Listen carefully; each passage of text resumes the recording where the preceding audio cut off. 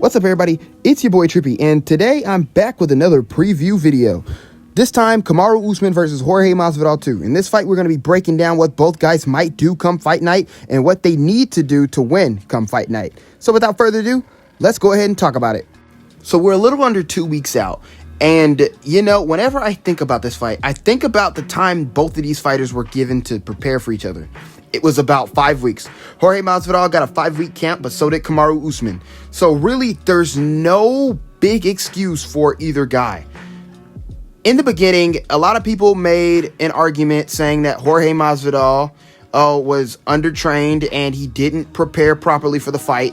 And a lot of guys disputed that. They said, no, he's been training. He's always was training for Kamaru Usman. And I'm going to say this. So whenever you're a contender and your champion is Kamaru Usman or whoever, when you're a contender in a division and there's a champion, as a contender, you always are preparing for one guy. Whenever you're not in training camp or whatever you want to call it, you are preparing for the champion, right? Even if you're not in a training camp for the set guy, you're always going to be preparing for the champion or just fine-tuning your skills. So I do believe that Jorge Masvidal, with that being said, wasn't training properly. I believe that he was just kind of, working out, fine-tuning his skills, like working on a few stuff, but not in just killer shape like how he usually is when he comes and fights. So with that being said and that out the way, we're just going to talk about what he has to do come fight night, because honestly, Jorge Masvidal has to do a few things different. Otherwise, this is just the same result. I'm going to be honest. So how big of striking advantage does Jorge Masvidal have? Because that is his biggest way to winning the fight, is to keep it on the feet, obviously, right? Well, in the last fight we saw, he couldn't really do that. It's either he was on the ground or he was pinned up against the cage, and that is where he spent majority of the fight. Kamaru Usman is so strong in the clinch, and he dominated Jorge, which surprised a lot of experts who thought Jorge had the advantage in the clinch. Kamaru Usman's size and strength, we all know, is his biggest weapon. His wrestling is really good too, but do not get it twisted. Kamaru Usman's size and strength is the reason why he wins most of his fights. I'm just going to flat out say it. His wrestling is really good. His MMA wrestling is honestly the best in the division. It's the best in the division. And yes, that means better than Colby Covington's.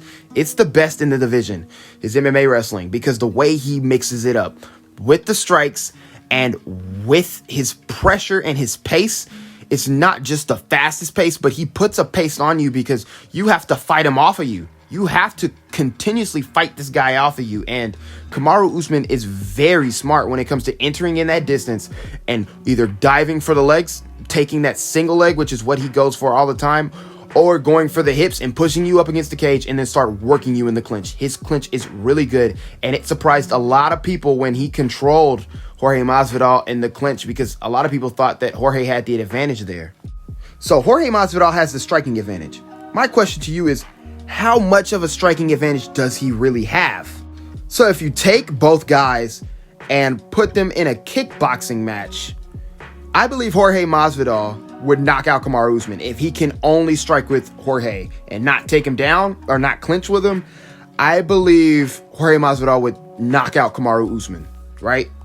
And that's saying a lot, because Kamaru Usman does have a granite chin. He can take a lot of damage, but when it's just kickboxing, you give Jorge Masvidal his biggest advantage to win. And I believe that with how much skilled he is in the striking, he would knock out Kamaru Usman eventually in the kickboxing match. But that's the thing. This is MMA, not kickboxing. Kamaru Usman's striking is very effective due to his wrestling threat, due to the fact that he could grab you, pin you up against the cage, and you're not going anywhere until he lets off of you or until you sneak away and get free. That's why his striking is so effective. Usman improved his jab. He improved his offense, but there's a little bit of a problem with his defense, and let's talk about that.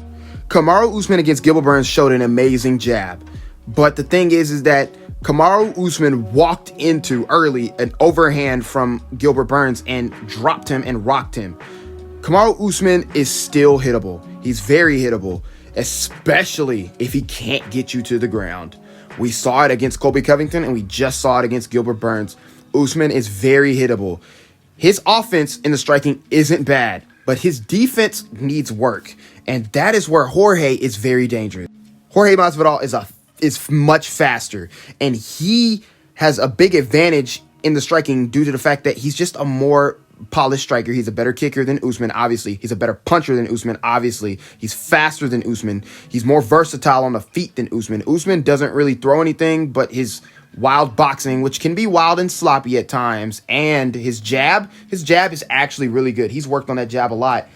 And he has a big hole when it comes to leg kicks. Yes, he will catch the leg kicks, but Jorge will fire those leg kicks, those low calf kicks, constantly if he can't find an answer up top.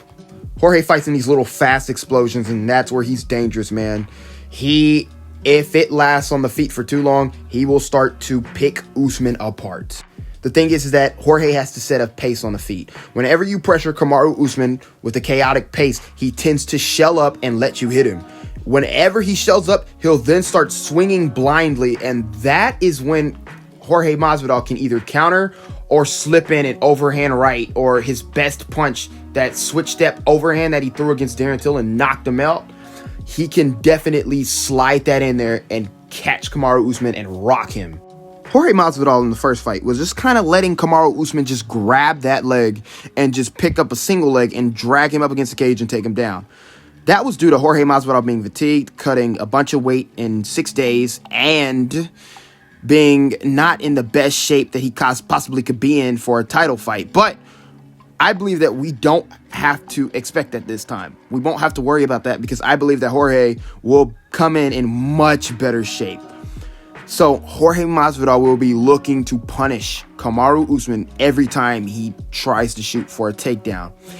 And the thing is that Jorge Masvidal knows the instincts of a wrestler. He knows what wrestlers are thinking. He knows how to get a wrestler to panic and walk him into shots. And Kamaru Usman is very smart, but Jorge Masvidal has a high fight IQ and can bait Usman into walking into something.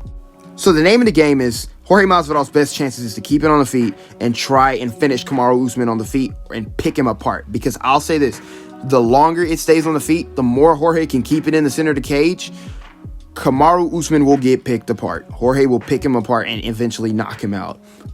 Or rock him, drop him, finish him.